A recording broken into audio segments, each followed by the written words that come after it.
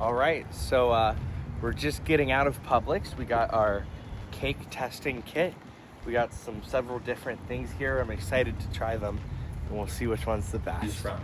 Today we got the test platter, which is like their 4 main flavors, and then also all different types of fillings inside. The first one that we have, just to point it out, is going to be this strawberry filling. As you could tell, it's literally strawberry.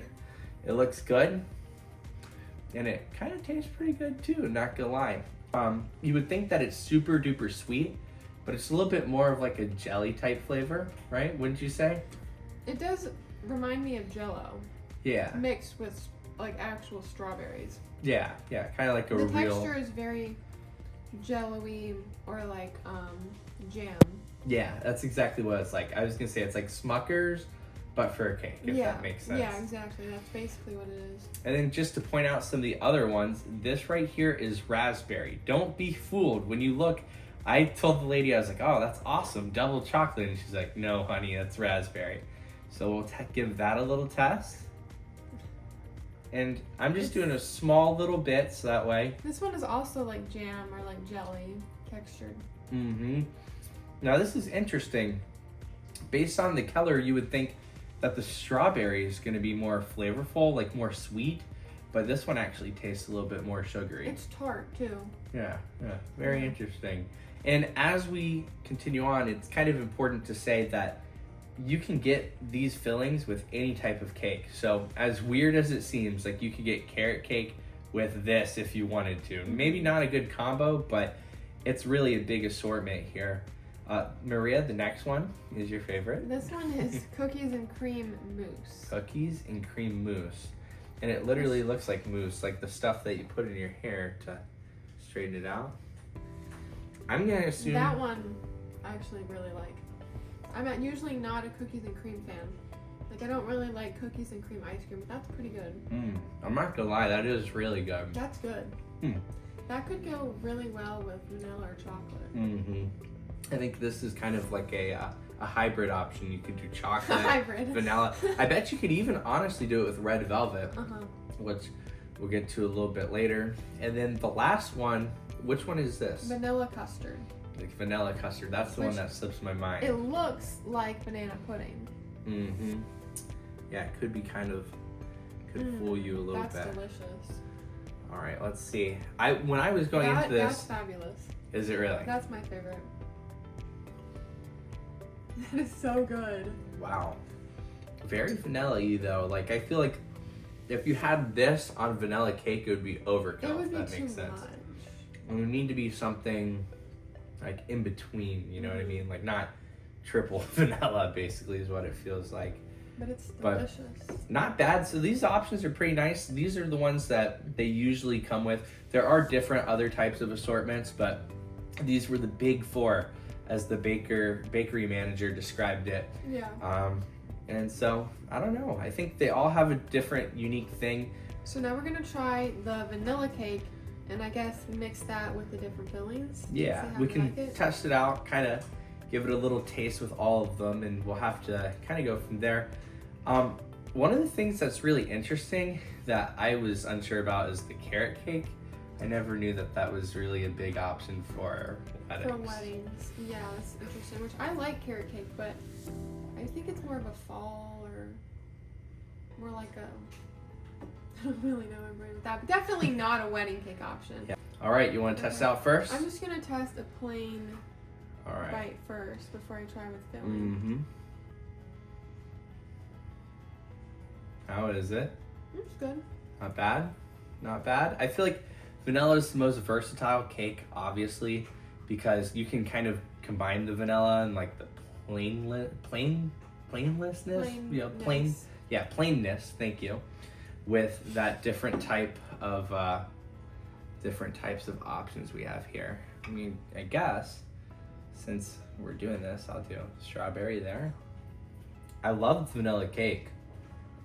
I'm not so sure about the strawberry. The cake is really fluffy. It is. Which is nice. Super fluffy. Kind of feels like...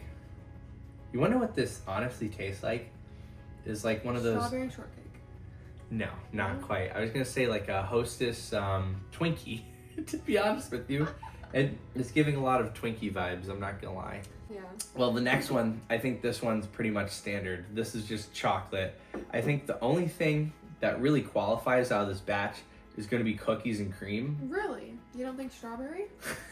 Could you imagine, like, strawberry and chocolate cake? It's like, I don't know, it might be a little bit too much if you ask me. How about this? You do cookies and cream, I do strawberry. This is going to be interesting, but okay. Let's go ahead and do this. Oh, I got a good gob there. You saw that? Here we go. So, let's start off with the chocolate cake. Just the chocolate cake itself. Really, really good. Very rich. Really rich. I was just going to say, I was all in on the chocolate. If you need, I feel like I need a glass of milk to go with the Yeah, chocolate. honestly, yes. Like, almost blocked the old windpipe, so to speak. I'm not gonna lie. But, whew, that was a lot to deal with Really there. sweet. You have this chocolatey, Really thick. rich, cake. thick. I mean, let's see if I can show this to the camera, like.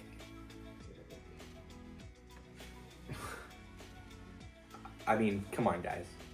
Do you It's see so that? Rich. Yeah, I think you definitely want to go less icing on the chocolate cake if you have the chance. I think the chocolate and the cookies and cream is like good, Mhm. but I couldn't eat a whole plate of it or like a whole slice of it because it's just so sweet. If you order a smaller cake, that's the way to do it. Give everyone a slice A tiny of the little rich sliver. chocolate. Yeah, and you'll have cake for your anniversary the next year. Let me put it that way. The next one's carrot cake. Let's go ahead and you take the first bite. I'm just gonna try plain cake first, which I like carrot cake. It's like has nuts in it, so it's crunchy, which is very odd for a wedding cake to have nuts in it, I think. Yeah, definitely something to be kind of conscious about if you have guests that are allergic to nuts. Like, this is immediately for us a no-go. I have cousins that are allergic to nuts. I have just a whole bunch of people that, you know, you don't want to take the risk unless you know that there's no dietary restrictions. Maybe a smaller wedding, 20, 30 people, this will cut it if this is your thing. But yeah, with like nuts in there, and I definitely see what you're talking about. It's Yeah, like it's a a good- macadamia or something. Probably not a good move there. Now, I think out of these four options, if you had to choose one, I would go with the vanilla custard on it. Vanilla is already standard, as you can see, like on the actual cut of cake itself. Well, that's carrot cake. Nothing's changed. Yeah, it's decent. They're good. Yeah, I don't think so. And I don't think, I mean, if you're doing carrot cake, I don't know. I think the jury's out on that one. And then our last one here is red velvet.